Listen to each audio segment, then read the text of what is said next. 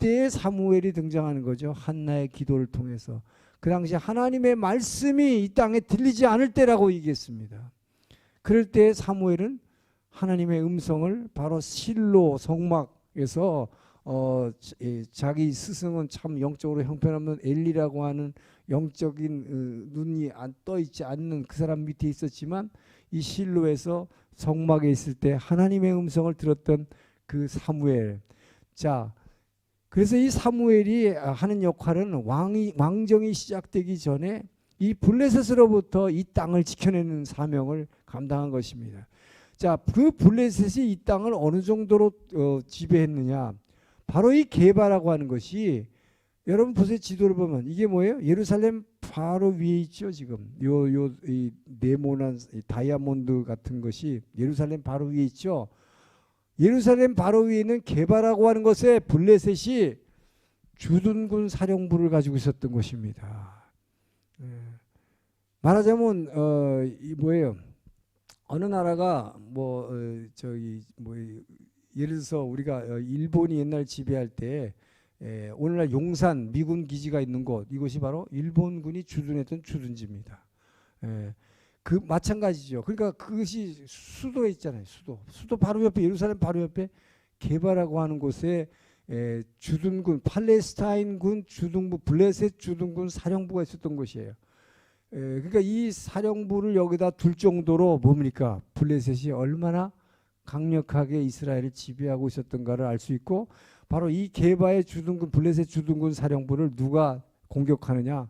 바로 사울의 아들 요나단, 다윗의 친구였던 요나단이 믿음으로 이 게바를 공격하는 것으로 블레셋과의 전쟁이 시작되고, 그 전쟁에서 결국 그 아버지 사울 왕은 하나님께 의해서 버림받아 죽고, 그래서 다윗이 이제 왕으로 등장하게 되는 이 모든 사건이 이 베냐민 산지에서 등장하는데, 자, 이것이 무엇을 의미하는가? 여러분, 이스라엘이 남북이 지금 나중에 갈릴 때, 남북이 이렇게 갈릴 때 중요한 것은 결국 다윗이 속한 예루살렘에 있는 유다 지파. 자, 이 유다 지파와 여기에 베냐민 지파가, 자, 베냐민 지파가 여기에 같이 이렇게 같이 끼어서 유다가 되고 유다 왕국이 되는 거예요. 그러니까 유다 왕국이라고 하는 것은, 분열왕국 시대 유다 왕국은 유다 지파에다가 베냐민 지파가 거기 그냥 끼어 들어가서 흡수된 거죠. 그게 유다. 그럼 나머지 12지파지 10개 지파가 다 북이스라엘이 되는 거죠. 분열왕국 시대 근데 북이스라엘의 중심 지파가 누구겠습니까? 이 중심 지파는 베냐민 지파가 아니에요, 사실.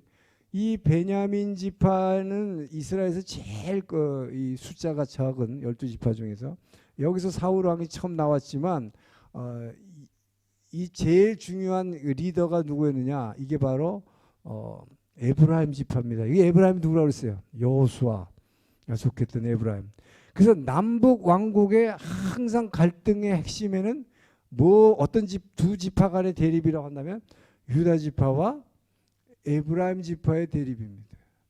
그러니까 이 에브라임 지파는 결국 뭐예요? 약속의 땅으로 이 정복했던 그 여호수아가 속해 있던 이 지파가 늘 유다 지파에 대적을 한 거예요. 이것이 이제 사사 시대에서 왕정 시대로 넘어갈 때 이 두 지파 간의 갈등에서부터 시작해서 법궤를 블레셋에서 빼앗겼는데, 이 법궤가 바로 이 법궤가 어디 있다고 그랬어요? 여호수아가 속했던 북이스라엘 쪽에 있다가 이것이 블레셋에서 뺏겨가지고 블레셋이 여기 있다가 도시국가를 전전하다가 소에 의해서 이렇게 이쪽 유다 땅으로 돌아오죠. 베스메스라고 하는 언덕으로 돌아오는데, 그래가지고 다윗 왕에 의해서 이것을 예루살렘 성으로 들여오지요. 여러분, 이것이 그냥 이렇게 온 것 같은데 이게 뭘 의미하는 줄 아세요? 하나님이 이 성막이 있는 곳, 여러분, 성막의 제일 중요한 게 뭐예요? 법궤죠.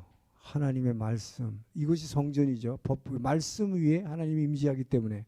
자, 이 말씀이 있는 법궤를 갖다가 하나님이 슬쩍, 이 모든 것은 실제로 뭐예요? 사사들이 엘리라고 하는 사사가 실수해가지고 뺏겨가지고 이렇게 해서 전쟁을 통해서 이렇게 왔지만, 실제로 이거를 어디로 옮겨다 놓았어요?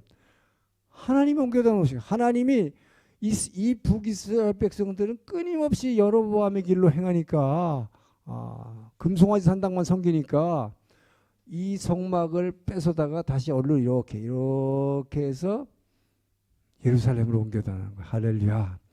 우리 생각에는 이건 뭐 세상에 어리석은 사람들이 엘리 같은 바보 같은 제사장이 성막을 뺏겼네, 법궤를 뺏겼네, 블레셋이 이렇게 해가지고 이것을 가져왔는데 자기네들 신들의 목이 부러지고 막 하니까 소에 짐실하고 돌려보냈는데, 자, 이런 우리가 외형적으로 보는 이런 사건들, 결국은 그 뒤에 모든 것은 뭐예요? 하나님의 손길에 의해서 예루살렘 성전에서 예배드리게 하기 위해서 하나님이 예루살렘 성전에서 예배드리게 하기 위한 목적도 있지만, 중요한 것은 뭡니까? 이스라엘의 앞으로 올 메시아, 메시아가 어디로 온다고요? 예루살렘으로. 그래서 이 주도권을 북이스라엘 10개 지파에서 이것을 유다 지파로 이렇게 옮겨놓는 것이죠. 하나님의 말씀의 법궤가 북쪽에서 남쪽으로 싹 옮겨가는 거예요. 유다 지파에게로. 그래서 뭐예요? 유다의 다윗의 자손으로 오실 메시아 그리스도가 오시게 되는 것입니다. 그래서 다윗의 자손 예수는 유다 지파이기 때문에 신약 성경에서 보면, 그리고 구약에서 창세기에서도 보게 되면 야곱이 자기 아들 12아들들에게 축복 기도를 할 때, 유다에게 기도할 때 너는 사자와 같다 그랬어요. 그래서 유다 지파는 사자로 비유됩니다.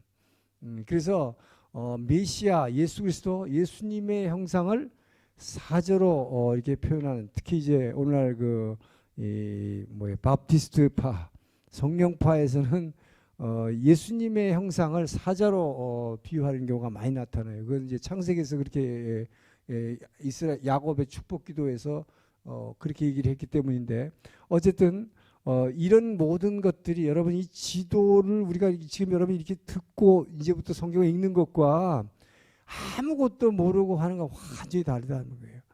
그래서 이것이 얼마나 중요한가 하는 것입니다.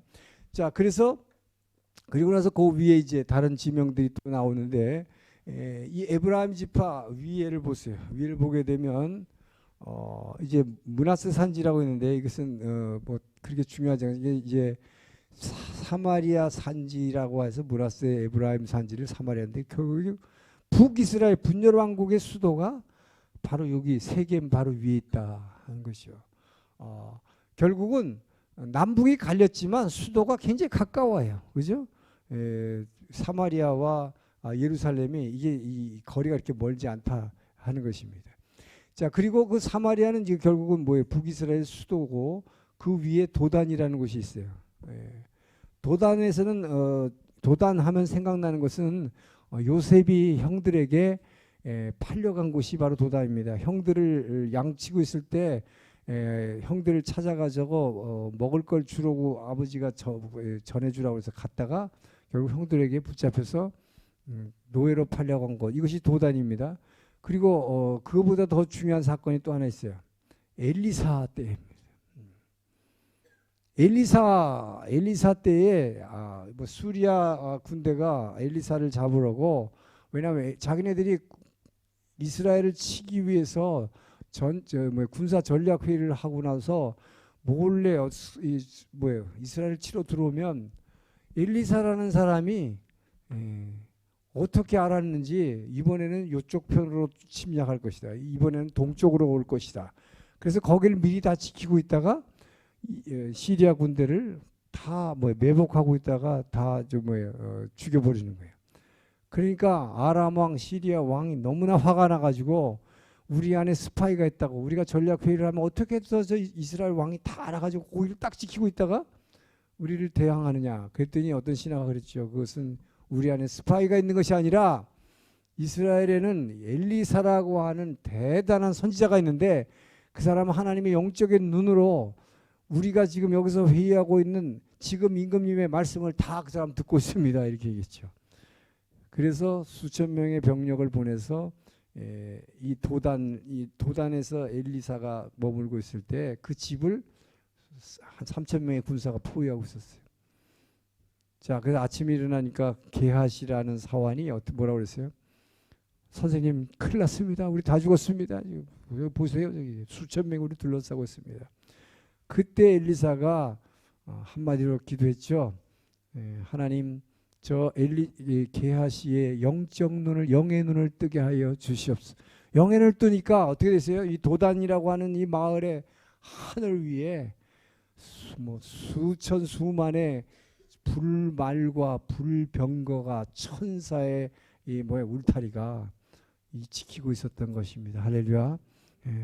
여러분 그렇기 때문에 정말 제가 늘 강조하지만 여러분이 새벽에 예배에 가고 기도하는 사람에게 반드시 하나님이 욥에게 약속하신 것처럼 하나님의 천사 울타리가 여러분을 보호하고 있음을 믿으시기 바랍니다. 그래서 눈으로 보기에는 굉장히 두렵고 당장 죽을 것 같지만 영의 눈을 떠서 보면 천사 울타리가 둘러져 있는 것 도단입니다. 도단이라는 걸 기억하세요. 자, 그리고 그 위에 또 네모난 A가 보이는데 이것은 길보아산이 보이고 하롯셈하면 길보아산, 그러면 이게 길보아산 전투, 그러면 사울 왕이 블레셋에 의해서 죽은 곳입니다. 사울이 심판받은 곳 길보아산인데 그 위에 조금 올라가서 보게 되면 A라고 하는 이가 나오죠. 이스라엘 평야가 나오고, 자 여기 이스라엘 평야. 그리고 옆에 수넴 나오는데, 수넴 여인은 뭡니까? 바로 엘리사가 이 북이스라엘 방문할 때마다 잘 섬겨주고 음식을 대접하고 집을 내주고 사무실까지 책상까지 놔주는 그 수넴 여인을 섬기는 걸 보고 임신하지 못하는 걸 보고 엘리사가 기도해서 아기 낳게 해준 곳. 이게 수넴 여인이죠. 그 위에 있는 나인이라고 하는 것은 예수님 당시에 나인성 과부가 자기 외아들이 죽어가지고 관에다가 메고 울면서 나인성 문을 나갈 때 예수님이 제자들을 이끌고 나인성 문 안으로 들어오시는 놀라운 죽음의 행렬은 성 밖으로 나가고 버리려고 생명의 행렬이 지금 나인성 안으로 들어오고 있습니다. 참 멋있는 장면이에요. 죽음의 행렬은 통곡하면서 나오고 있습니다. 그때 여러분 시타르타라고 하는 이 작품을 읽어보면 그 독일 작가에게 헬마네스가 썼을까요? 그걸 제가 이제 대학 시절에 읽어본 경험이 있는데 똑같은 장면이 나와요. 한 성에서 여인이 자기 독자 아들이 죽었어요.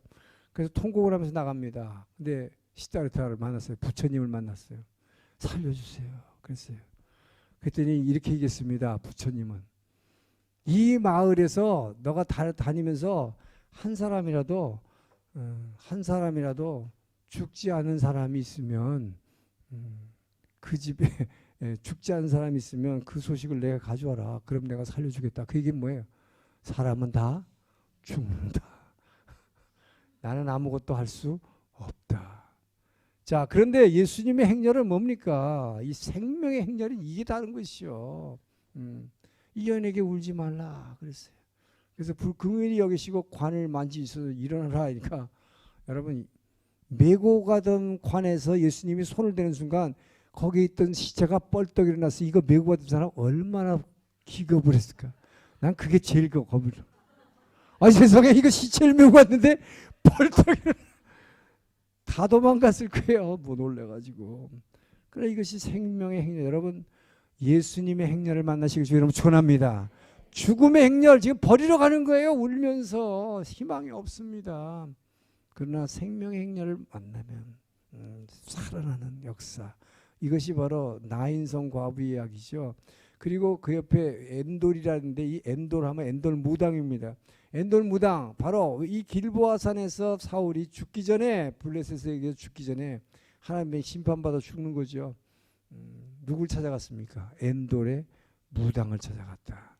여러분 그래서 절대로 점치는 데 찾아가면 안 돼요. 여러분. 그것이 여러분의 삶의 인생 끝나는 날이에요. 무당 찾아가고 그 다음날 죽었어요. 그 사무엘을 갖다가 죽은 사무엘을 불러내라고 소위 오늘날도 죽은 조상 신 불러내라고 그래가지고 그 신접한 여인들이 이렇게 불러내는 일이 있죠. 근데 구약의 이스라엘 당시에도 이런 일이 있었다 하는 것이죠. 이것은 사단의 역사는 언제든지 있는 것이니까. 그래서 사무엘을 불러낸 것처럼 나오지만 이 사무엘은 가짜 사무엘입니다. 왜냐하면 이것은 예수님이 오시기 전의 이야기였기 때문에 구약의 이스라엘 백성들은 천국과 지옥 개념이 없었어요. 그렇기 때문에 구약의 이스라엘 백성들은 죽으면 스올이라고 하는 스올이라고 하는 것은 그냥 음부입니다. 어두운 곳이에요. 이게 뭔지 몰라 개념이 없어요. 이 유대인들은. 그렇기 때문에 스올이라고 하는 어두운 곳에 가 있다. 그러니까 거기서 그냥 불러내면 나온다 이렇게 생각을 한 거죠. 그러나 예수님은 분명히 말씀했습니다. 사람이 한번 죽는 것은 정해져 있고 그 후에는 심판이 있으리니 천국과 지옥이 있다 분명히 얘기했습니다. 그래서 천국과 지옥으로 갈리고 나면 절대로 거기서 나올 수가 없어요. 그렇기 때문에 이런 일이 있을 수가 없고, 더군다나 점쟁이가 하나님의 사람을 다시 불러낸다는 것은 있을 수가 없는 것이죠. 다만 사단은 흉내내는 천재이기 때문에, 가짜는 아주 소위 아주 니세모노의 아주 대표잖아요, 사탄은. 그러니까 사무엘의 흉내를 냈을 거라고 생각해요. 그리고 이스라엘 백성 히브리 사람들의 사고로는 자기네들은 천국과 지옥을 모르기 때문에 그런 개념으로 사무엘이 나와서 뭐라고 얘기했다라고 한 것을 봅니다. 어쨌든 여기서 사무엘이 죽을 거라고 얘기했고, 이 사람은 이미 벌써 하나님이 심판받은 자라고 성경에서 여러 군데 얘기했기 때문에 반드시 내가 너를 치고 너의 왕위를 다윗에게 넘겨주겠다고 이미 여러 번 약속하셨잖아요. 심판받은 것이죠.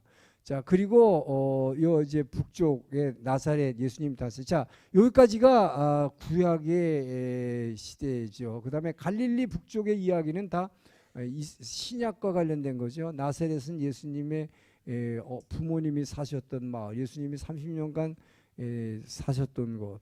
그다음에 가나의 혼인잔치, 물이 포도주로 변한 곳, 이것이 다 갈릴리 지역입니다. 이것이 이제 신약에 관련된 것이고, 자, 오른쪽만 한번 봐주세요. 이제 이 지도를 오늘 다 끝내버리려니까. 맨 위에, 자, 요단강에서 저 갈릴리 북쪽으로 올라간 단까지 보면 단이 있고, 오른쪽에 가이사랴 빌립보가 있죠. 가이사랴 빌립보는 예수님께서 제자들에게 너희는 나를 누구라 하느냐라고 물어본 것입니다. 그래서 베드로가 주는 그리스도시요 살아계신 하나님의 아들입니다 라는 고백을 드렸던 곳, 이것이 가이사랴 빌립보입니다. 그리고 단은 단 지파가 남쪽에 있다가 북쪽으로 이동해서 차지한 곳, 이스라엘의 제일 북쪽 경계선이라고 그랬죠. 구약 시대 이스라엘. 가이사랴 빌립보는 신약 시대에 이제 로마에 의해서 로마 황제 이름을 딴 가이사 빌립의 이름을 따서 지은 새 도시입니다. 자, 그리고 그 밑에 하솔이라고 있는 것은, 이 하솔은 아주 구약의 옛날 시대에 이집트가 이스라엘을 지배하던 시절이 있었어요. 그래서 에집트가 제2의 말하자면 이것이 요셉이 애굽에 가서 총리됐던 그 시절, 애굽이 말하자면 이스라엘을 지배했던 그 시절에 이스라엘을 영구적으로 지배하기 위해서 큰 도시를 세웠는데 이것이 하솔입니다. 그래서 지금도 성지순례 가면 하솔이라는 아주 거대한 고대 도시의 성터가 지금 남아있는 걸 보게 됩니다. 자, 그리고 그 밑으로 내려오면서 벳산이라는 곳이 있는데, 이 벳산이라는 것은 사울왕이 죽었을 때에 블레셋이 이 벳산 성벽에다가 사울왕의 시체를 달아놨던 곳이에요.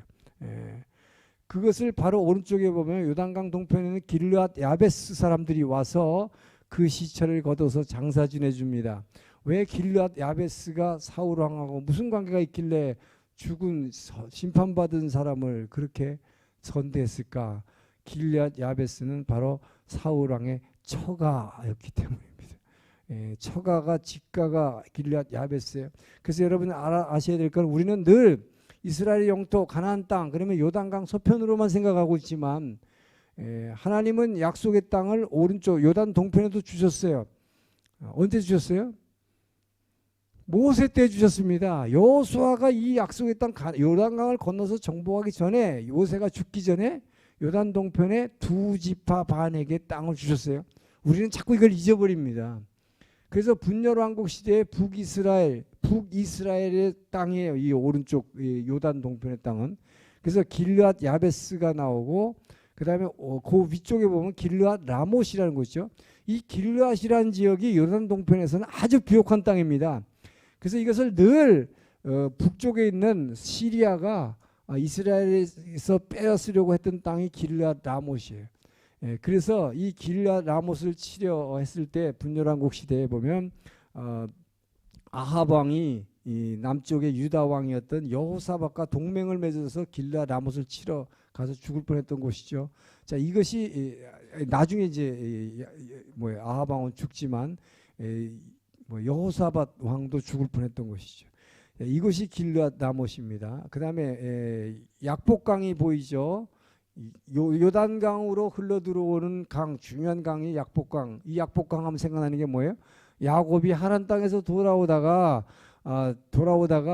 이 약복강을 건너기 전에 브니엘 이곳에서 바로 밤에 잠자다가 어떤 천사와 밤새 씨름했는데 하나님이었죠. 하나님과 밤새 씨름해서 축복 달라고 했던 곳. 그래서 환도표를 쳐서 부러뜨렸던 곳.